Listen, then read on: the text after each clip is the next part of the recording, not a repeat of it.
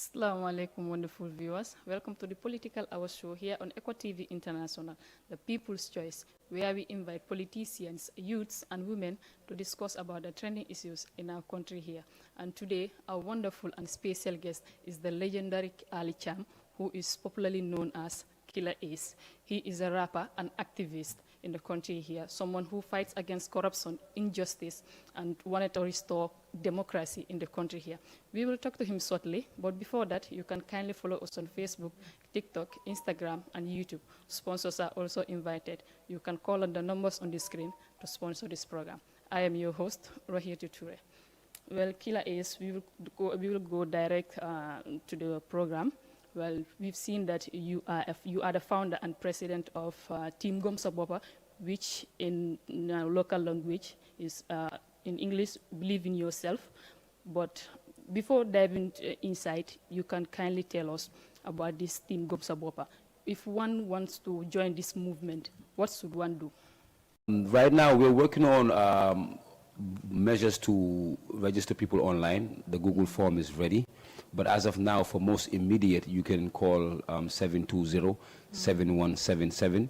That is 720-7177. And our national coordinator, Lamin C, will take your details and then follow up with you. But 720-7177 if you want to be part of the movement for social change. Okay. Right. Also, back in time, during the time of former President Yahya Jammeh, we also learned that you went on an exile. Yes. What was the reason for this exile, and where were you exactly? Well, I was in Dakar, Senegal. During Dakar, when I was in Dakar, I stayed in 3 different areas. I lived in Guédiawaye, I lived in Parcelles, and I also lived in Asalem Grand Yoff, 3 different locations. But I was taken, or I went into exile because of a song that I did. Kuboka si gete gi, naan si meew mi. Kuboka si dëkk bi, war ngay am baat si réew mi. Gambia, kuboka si gete gi, naan si gete gi, war nga naan si meew mi. Kuboka si dëkk bi, nekk si dëkk bi, war a am baat si réew mi. So loolu la drop, rek Yaya Jammeh mu ne noonu du ko am, du fi amee. Doo fi naanee meew mi. Acha, xam nga si la ma gars yi doon check, di ma follow all over the place. Man personally, I never wanted to leave. Man, dama wax ne dama def song bi, I'ma stay here. Why the pressure and the loved ones and advice from different walks of life, ma génn dëkk bi si laa génn fii nii ak suma family bi dem Dakar, with Tijan Joe, my manager. ñu nekk Dakar for almost 2 years, until when the former president dictator Yaya Jammeh left the country. That's when we came back. Okay. Yeah. And also, how do you feel knowing that you are fighting for the rights of these people, your country, fighting for the love of your country, fighting corruption, injustice. So, and now you have to leave your country for something which is right, because you are on the right path. So how do you feel then leaving your country behind?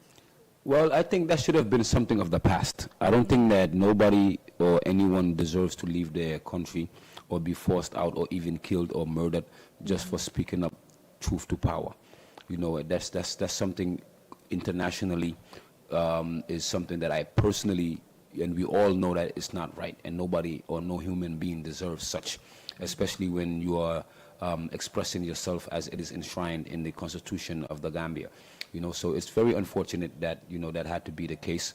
Even though, yes, I went into exile, but I met families that were there that faced like exile before me.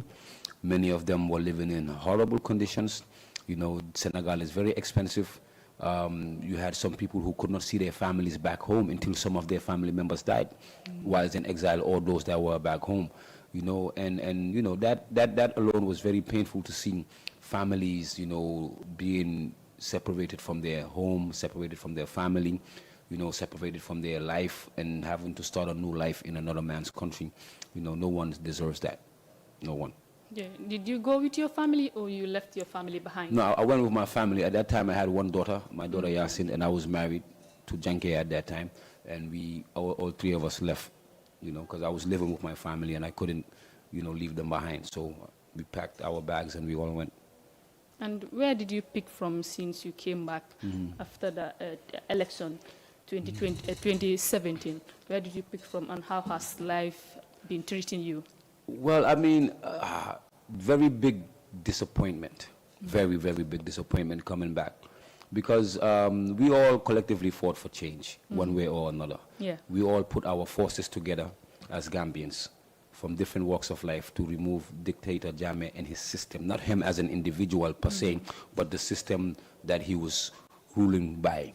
And when I came back to Gambia, people like us, mind you, we fought for this government to come into power. Yeah, exactly. These people, you guys are very ungrateful, but it's the same Killa Ace that you was using my Kuboko Sigetegi, Nancy Meomi as a campaign song when it really mattered. When you needed the youths to come out and mobilize and come to the ground, I was the one that you guys were contacting. Yeah. I did a song called Dekabi Mako Mom, right, where I even told people to vote for Barrow and vote for change and vote for the coalition rather, when it was one united front. So these people are really ungrateful one. I'm saying that because of now coming back to Gambia, 2017, we expected that there would be change, because the change that we wanted was the change that was promised by the coalition under the leadership of His Excellency President Adama Barrow. And those changes was constitutional change, security sector change, right? Institutional change, transitional justice, amongst many other reforms that were promised. And unfortunately, I myself became a victim of all of those changes that we fought against yesterday, along with many other people. So it is a very, very big disappointment that the same people who promised the Gambian people to change and bring about these change are now the same people that are using that system of the old system that they promised to get rid of, you know, to their favor and to their advantage, which is very shocking and disappointing, because we saw Barrow as a transitional president, right? Example, we didn't expect him to build skyscrapers, do this massive infrastructure, or turn Gambia to become America. Technically impossible. Yeah. But he was supposed to be the bridge between the dictator and democracy for the 3-year period, right, as promised. And unfortunately, it became bigger than the transitional justice that he was the transitional period that he promised and mandated to do, to the extent where now he's no longer a transitional president. He's now a president that's doing a couple of terms consecutively. So he failed in that area, whereby we were promised from his mouth that there will be an environment for the youths that will be viable. Today, the youths go to Bagwe per capita from the Gambia more than any other country in the region. Nigeria is bigger than Gambia. Mauritania, Senegal are all bigger than Gambia. But per capita, the amount of young people who live by boat till now is still going up and up, considering the size of our country. He promised a total system overhaul. I remember the president was having an interview with this journalist, this international journalist. That time he was very hot, you know, and he promised an overhaul of the system. And he said that there will be no more executive orders.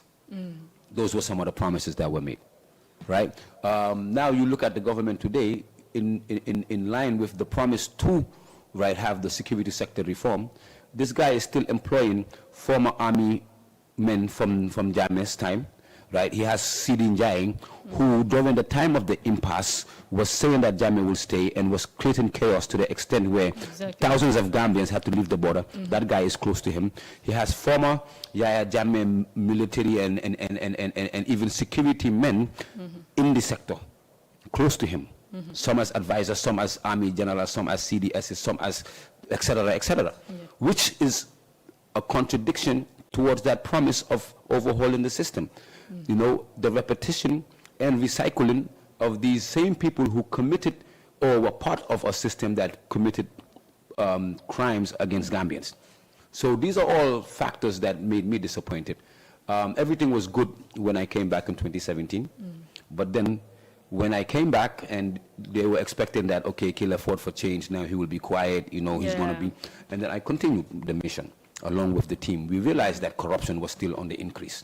Corruption didn't change. Police brutality, that time anti-crime unit was just formed. Police brutality was left, right, and center. The way that these people were handling our affairs was the same system. And that's when, and then I became an enemy of these people through protests like Occupy Westfield, where a police officer put a gun on my head at Westfield, Dafadoy protests. The first Dafadoy, when the youths of some people in Faraba were killed, there was environmental destruction, there was police brutality. We did a protest, the Dafadoy protest. And during that protest, we were called into the State House, the whole cabinet.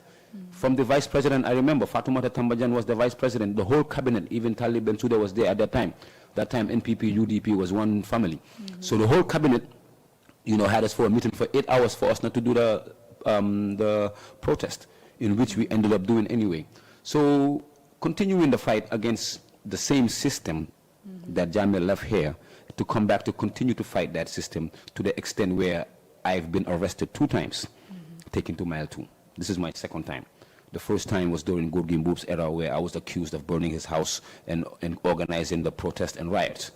Now this is the 2nd time. So overall, it's very disappointing that the same system that we fought for to be in power now is the same system using the old system against us, the people. So that's, to keep it very straightforward, I'm so disappointed. The promises of electrification, that like on and off of electricity would be a thing of the past. I remember, these are all things. We had electricity cut here 4 times. This is our 4th time we are recording this particular show, just for perfection's sake. You know what I'm saying? So all of these things and the promises, has really failed, and they have failed. And it's not just that they failed, they are ungrateful and fatehejutfi, because of a lot of people died to see you people come into power. A lot of people were in exile. A lot of people like myself, we lost our businesses. Before I went into exile, I was here in Serakunda Market, hustling my stuff, making my money, making almost 50, 70 per week of sales. We had to start fresh. You had businessmen who really lost everything under the hands of Yaya Jammeh. They all contributed.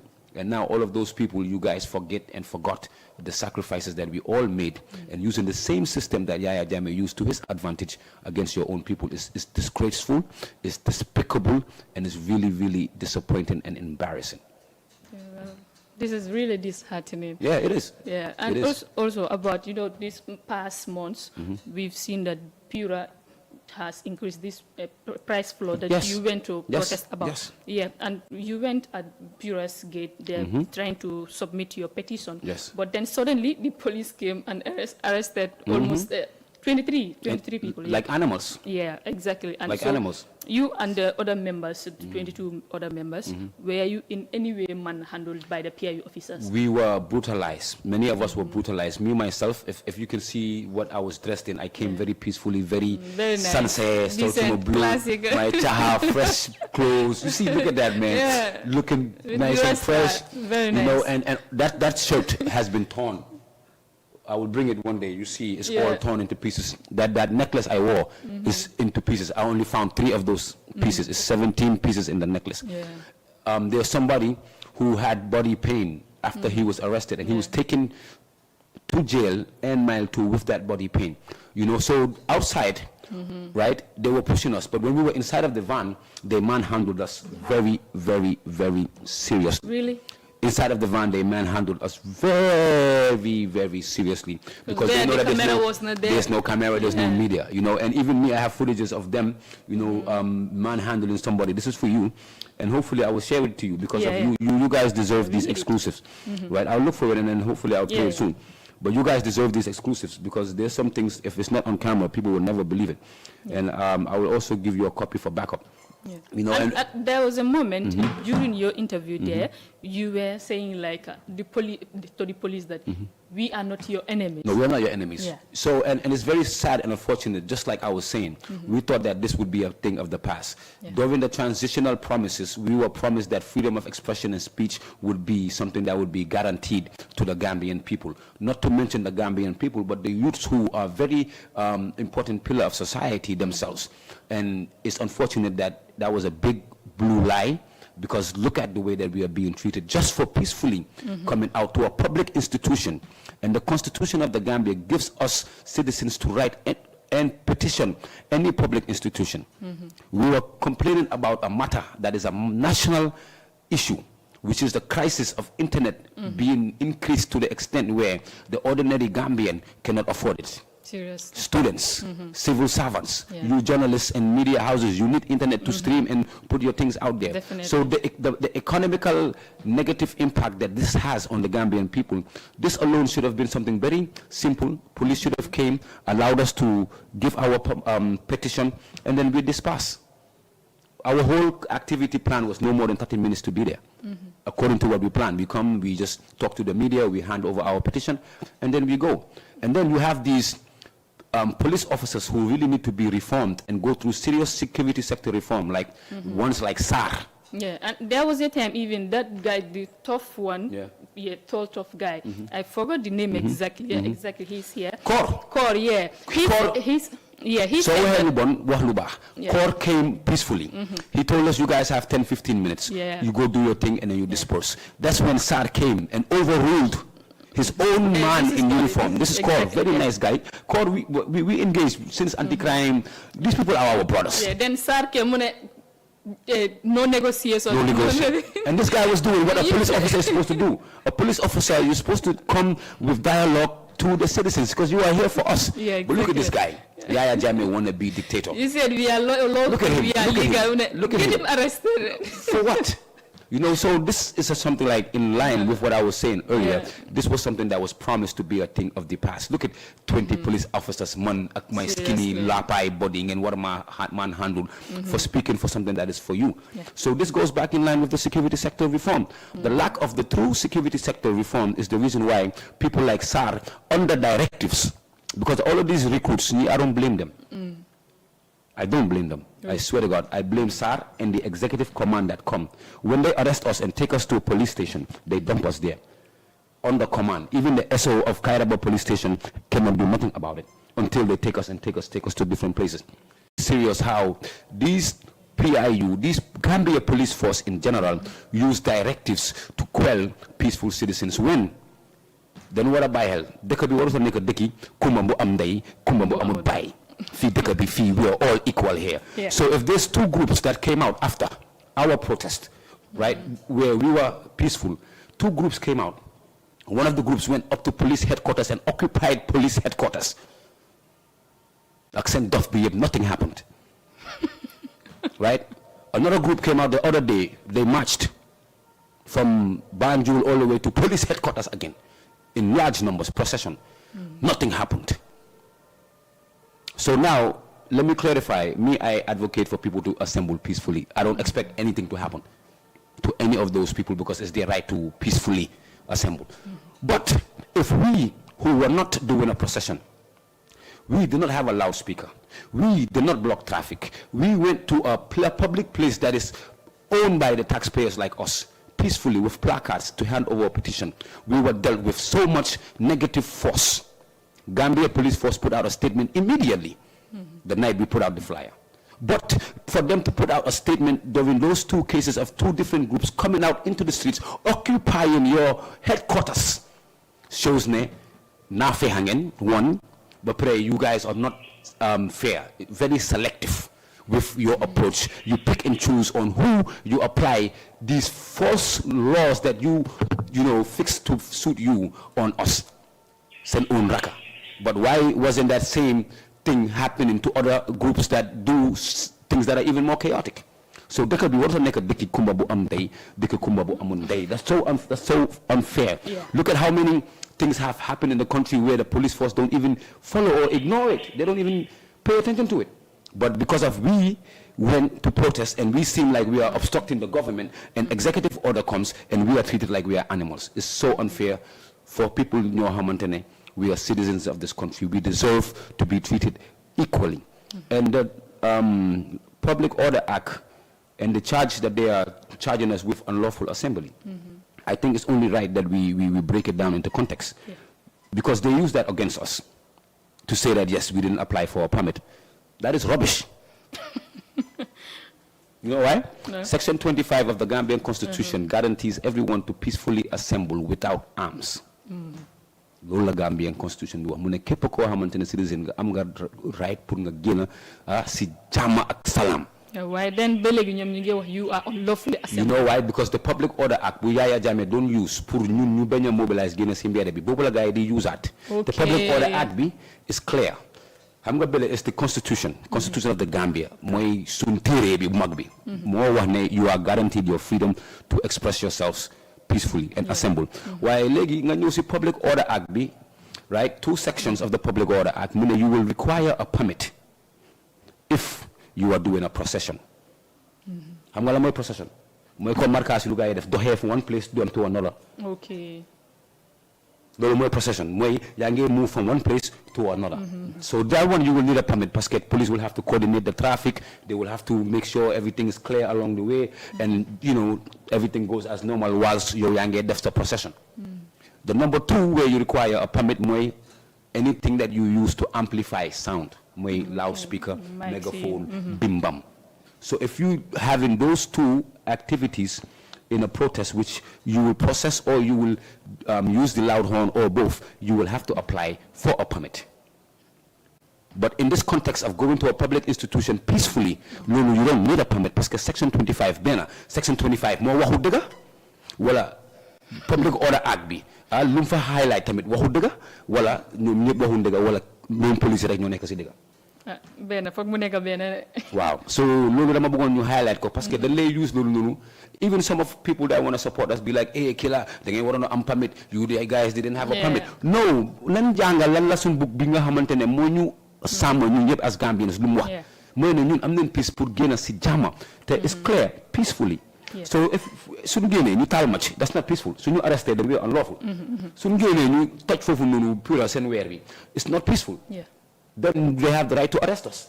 But in the context of the law, you have the right to petition and you have the right to peacefully assemble. Minimally, you organize in Yonginte and your friends come outside and you take your attire outside and you are gathering outside. That's an assembly.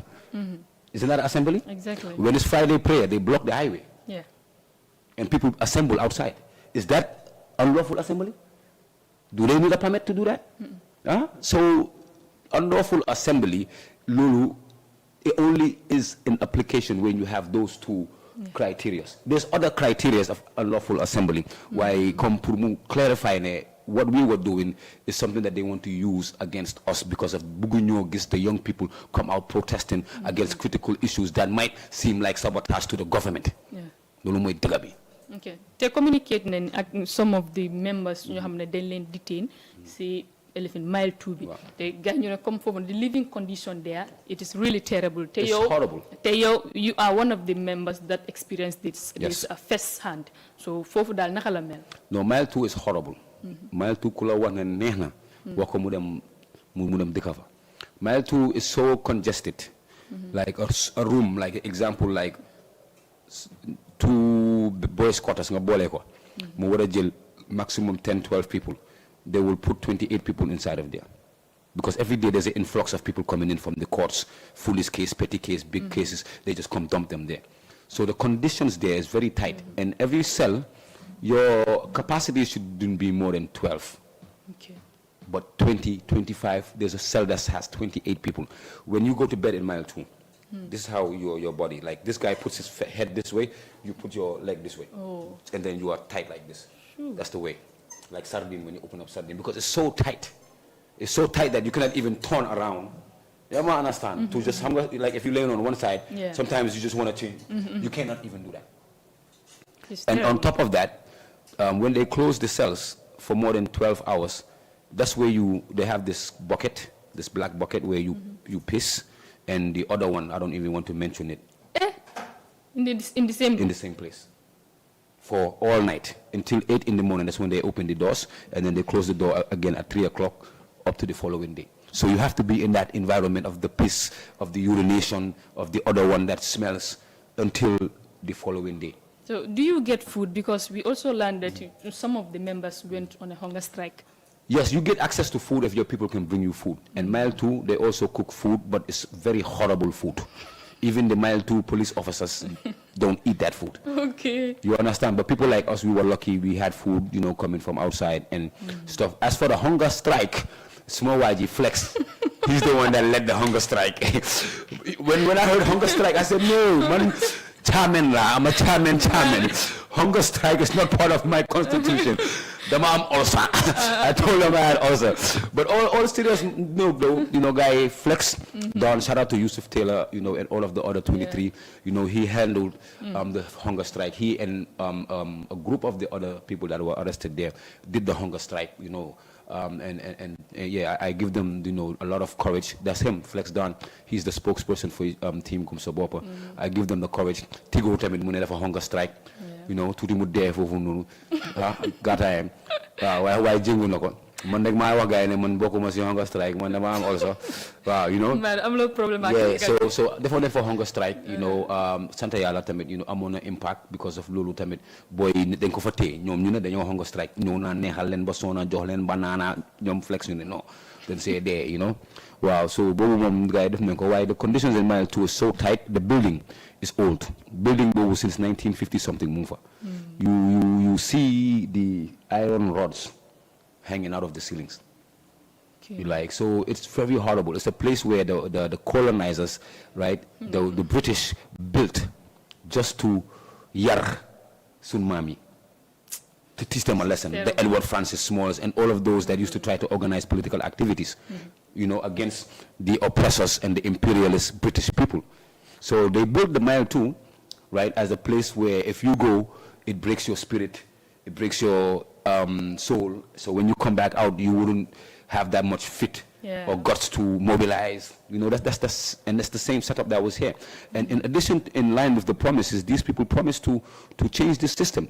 There were some people who are in the borough government or who were in the borough government who were in Mile 2 during Jammeh's time as political prisoners. And some of them promised to fix the system. Since 2017 until now, it's still worse.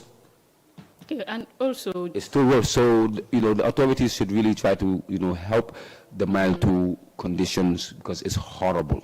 Yeah, and also after your release, people opened an account for you, which is GoFundMe. Yeah. So you receive some amount of money. Yeah. But then we also learned that you disperse all the money. That money is finished. Even for these people at the Mile 2. Yeah. You donated some money there. Yeah, true. Why did you do that?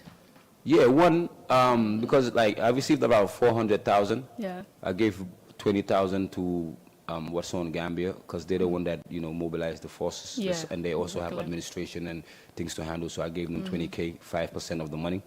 I shared 110,000 with the other 23 who were arrested because there was not just me. I'm the famous one. I'm the popular one, but they also equally was in the fight and were determined to share one voice to see that we achieve what we wanted. So I shared with them. Had a nice dinner, some drinks, had a place with them, and then we shared, gave everybody what they were supposed to get. Also gave some, because mind you, altogether there was 44 people that were arrested. 23 were taken to Mile 2, but subsequently other people were arrested and taken to other police stations, including women. So I had a meeting with the women and also gave them 10,000 for them to handle and go, do their police bail and stuff like that. Sorry, edit that part. I don't want that part to go. But I met with the women and gave them something, for them to handle their bail, because some women were also part of those that were arrested and taken to different stations. Even my sister, Safi Lo, was part of those who were taken to Kairaba police. Some were taken to Banjul headquarters. And Safi Lo was put in the same cell as men. Sure. Both men and women? Yes, the same cell at Kairaba police station as men. So that alone is shows you how you don't even respect our women as the Gambia police force. It's embarrassing, So I also share with them. Not to mention, everybody calling me left, right, and center. Problem, problem. So yeah, we just decided the money, you know what I'm saying, and then hopefully it is what it is. And it happened out of a cause. It's not like to change my life or anything, because alhamdulillah, we're surviving. The kids go to school. Even though it's not easy, we try. Why? It was not like I didn't see the money as something to change my life. You know what I'm saying? It was something that came out of a situation, and it goes back into that situation. And God is good, I believe that at the end of the day, we did this for the love of Gambia, not. Okay, Killa, please give your final word before we leave. Yeah, maybe just say thank you to Echo TV once again. And we encourage all Gambian media to use their media, to highlight critical affairs without, fear or favor. If you guys get arrested, we have your back. We will mobilize for you, so don't worry. Also, thanks to the Gambian people, for their massive solidarity and their support over these trying moments. Also, would like to ask the government of the Gambia to kindly respect us as human beings and as citizens who are national development oriented, and not see us as opposition, not see us as criminals, not see us as youths who are trying to disrupt society or cause campaign or cause chaos. We come from good families. We have families to take care of, and we only want the interests of the nation. The Gambia Police Force, I would also like to plead for you to reform internally and change the way that you approach protesters, especially peaceful protesters. We pray that this would be a thing of the past, where we can all win by enjoying the democracy that we fought for. We don't want to be enemies, but sometimes the way, the approach makes it seem like we are the worst enemies of the world, when that's not the case. And last but not least, like I said, go support Killa Ace, the music. It's out there. Horn, one of my latest singles, is out there. Sideline is also out there. Fateh Hejud Fee, all of these songs that don't really get promotion or recognition. I would appreciate if you guys can go support, like my TikTok, subscribe to my YouTube, like my Killa Ace page, so that you can be informed. Because I get a lot of people saying, Ace, you don't do music no more, like, what's up, you only doing this activism, whilst I do a lot of music. I perform internationally, I'm releasing music, I'm working on an album, but it doesn't get the same visibility and love that it's supposed to get. So I'm pleading on all my fans, by Ken Momo Dickaby, we are lawful, we are legal, team comes to proper. This is how we do it. Thank you so much, sweetheart. Thank you. You're welcome, and thank you very much. It's indeed a pleasure having you here with us. I owe it to you We are guys. legal, we are lawful. All day, every day. Get him arrested. Well, this is how we've come to the end of the program. With me here, Killa Ace, a legend who should be celebrated. And like he said, let's follow him and support him, because he's all about the Gambia, one nation, one people, one love. Let's all support, inshallah, and we shall move forward. Thank you very much, viewers. Till next week, inshallah.